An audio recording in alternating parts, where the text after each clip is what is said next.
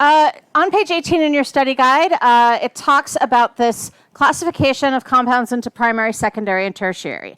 Now, we've already done that a little bit with the amines and the amides, but you also need to know it for the alcohols and the halogenoalkanes, where it's just slightly different because we're not talking about things coming off of the nitrogen, we're talking about things coming off of the carbon containing the functional group. Okay, so when you're looking for primary, secondary, tertiary, you're looking at the carbon that the functional group, in this case the hydroxyl group, is attached to. So this is the carbon in question. If it has one other carbon attached to it, then it's primary.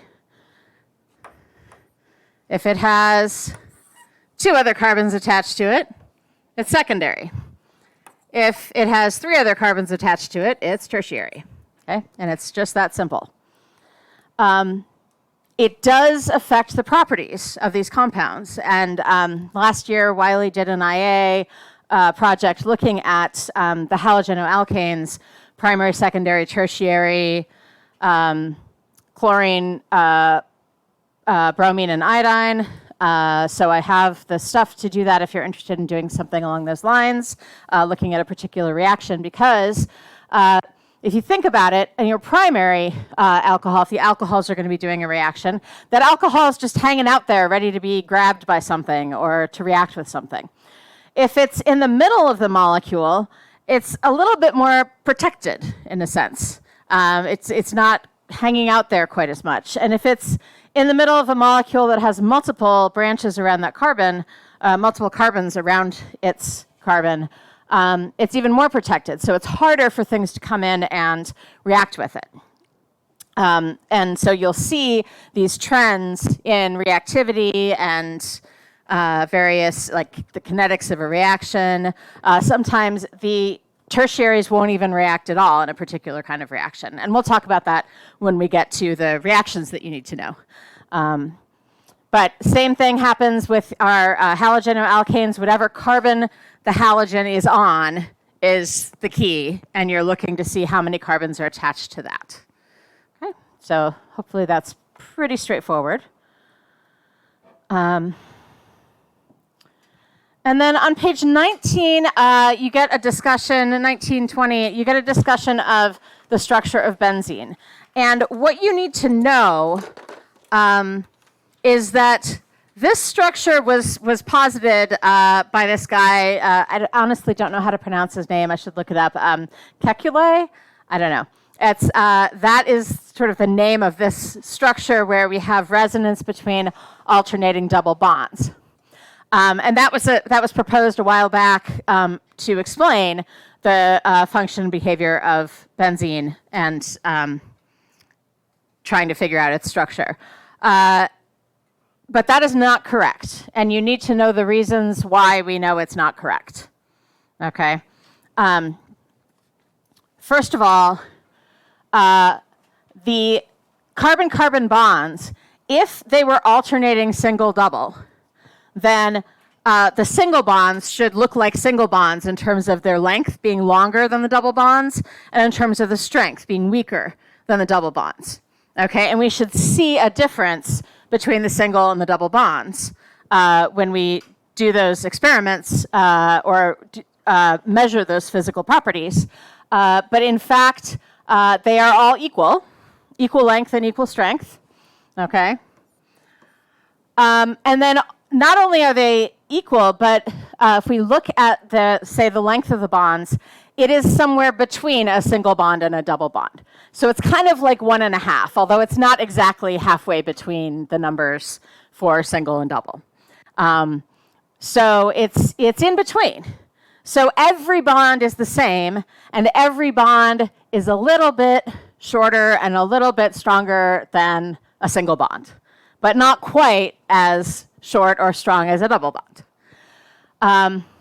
So that's one clue that it doesn't actually flip back and forth from between those two structures. There's another clue that if we do a reaction, and we'll talk about this in our reaction section. If we do a reaction where we add hydrogen to a double bond and it turns it into a single bond, we get a certain amount of heat produced by that reaction, by the breaking of that bond, okay, and the addition of the hydrogens. And so this is an exothermic reaction.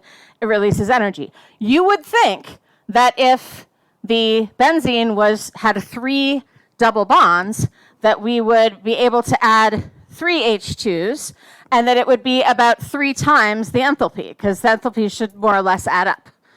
But it's not. It's much less than that.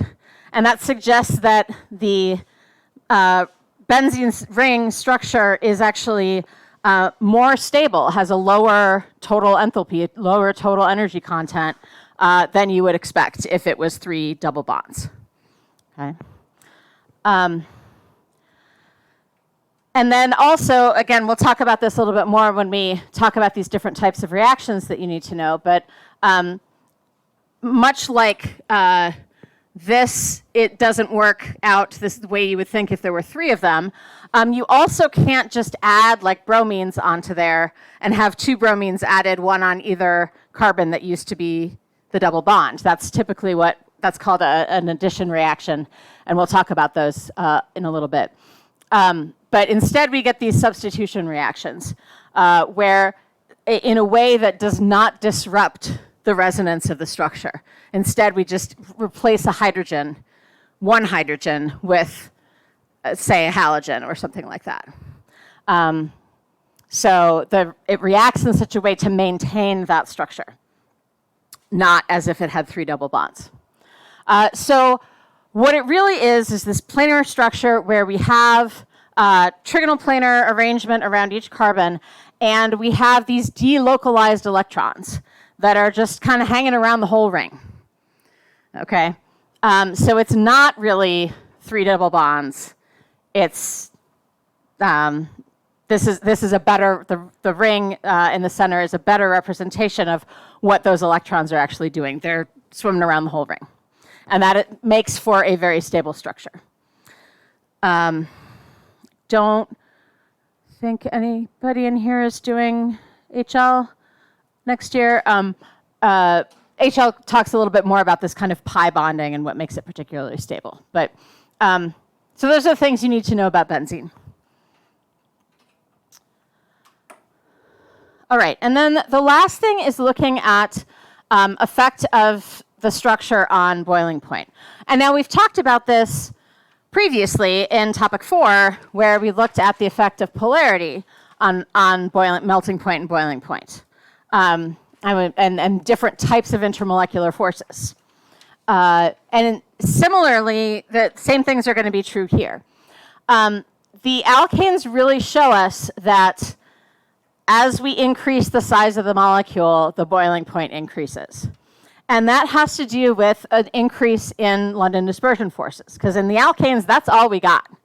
We don't have any dipole-dipole. We don't have any hydrogen bonding, okay?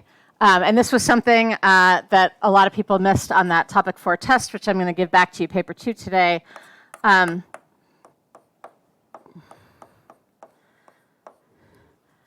There is no hydrogen bonding between these molecules. Just because they have hydrogens doesn't mean there's hydrogen bonding. What has to be true for hydrogen bonding to happen? Yeah, Kathy. Nitrogen, oxygen, or fluorine have to be bonded directly to the hydrogen. Okay? All of these hydrogens are bonded to a carbon. That's not going to create hydrogen bonding because that's not going to create an extra polar situation. In fact, these bonds are considered nonpolar. All right, but in any case, our alkanes have no polar bonds. They're just carbons and hydrogens, and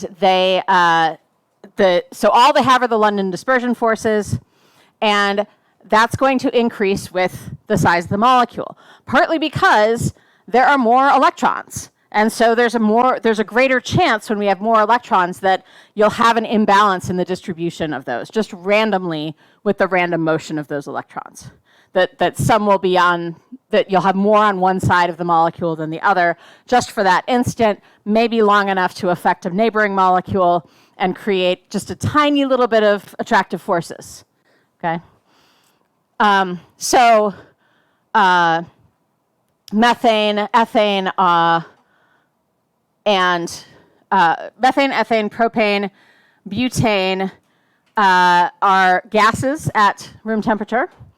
Pentane and up are liquids because they have stronger intermolecular forces holding them together. Even though that intermolecular force is the weakest one, it's still strong enough if the molecule is big enough.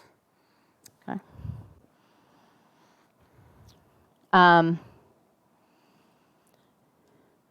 So the size, the molar mass of the molecule matters. Another thing that matters is the structure. So if you have isomers that are branched versus straight, the branched isomers are going to have a lower boiling point.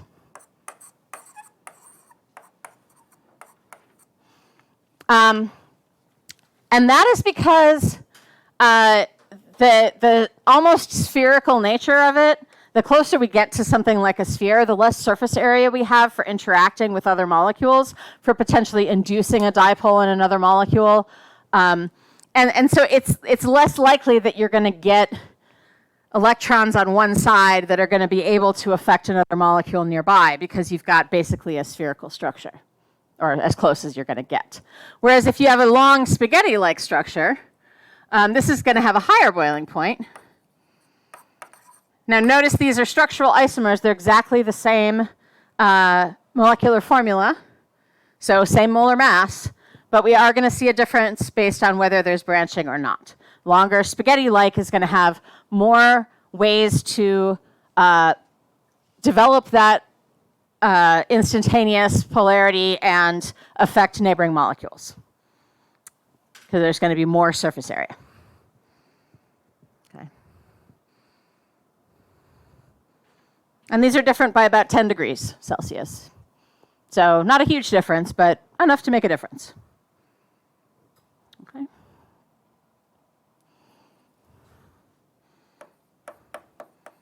And again, that's, in the case of the alkanes, that's our London dispersion forces being stronger or weaker. Okay. The stronger the force of attraction, the higher the boiling point.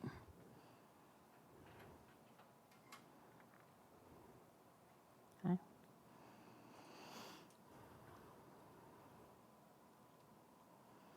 And now the thing that we've already kind of talked about in topic 4, but I think you can see it applied more easily with respect to these organic molecules, is the effect of the functional group.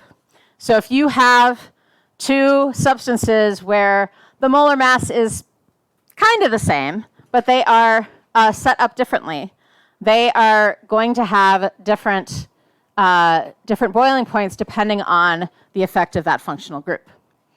And so you can see in this case we've got an alcohol and an aldehyde, and this alcohol has a hydrogen directly connected to an oxygen, so this is going to have hydrogen bonding. Okay. So anything with an OH or an NH is going to have hydrogen bonding, and which is our strongest intermolecular force. So those boiling points are going to be higher if we have an OH or an NH to create hydrogen bonding. This aldehyde doesn't have hydrogen bonding, but it does have this nice polar bond. And so we are going to get some dipole-dipole interaction going on here.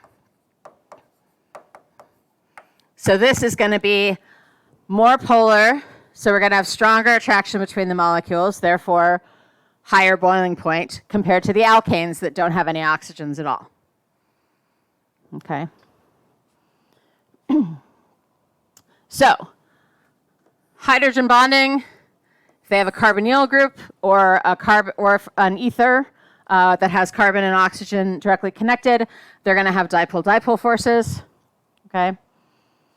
So our alcohols, our amides, our carboxylic acids have hydrogen bonding. Our aldehydes, ketones, and esters have dipole-dipole. our alkanes, alkenes, and alkynes are only going to have London dispersion forces. Now, they are not going to ask you to compare boiling points of, say, this aldehyde compared to a straight chain like octane, right, where you've got a big difference in molar mass and you've got a different functional group. What questions you'll see will ask you to compare between either same class of molecule with different molar masses with longer chains, or branched versus straight chain, or sit with same molecular mass or close to it, or they'll ask you to compare something with similar molecular masses that have different functional groups. So you won't have to cross and try to guess, which one takes precedence in any situation. It's just going to ask you about one of these factors at a time in any given question. And also on page 22, you've got this nice chart that shows you the increasing boiling point. So here we've got our highest boiling point. So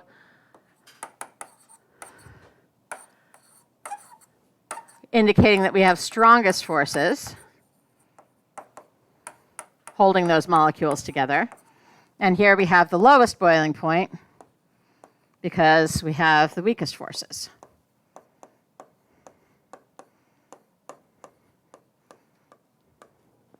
Okay, so our amides, our carboxylic acids, our alcohols are all capable of hydrogen bonding. Our ketones, aldehydes, and esters are all capable of dipole-dipole because they all have that carbon-oxygen bond. And our alkanes, alkenes, alkynes are only going to have our dispersion forces. Okay.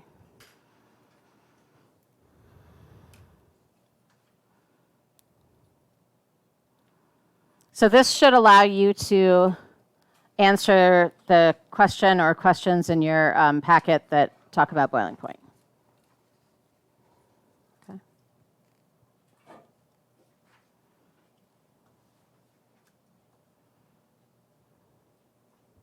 Yes? Mm-hmm. Any other questions at this time? That pretty much covers what you need for topic 10.1 and for your quiz on Wednesday.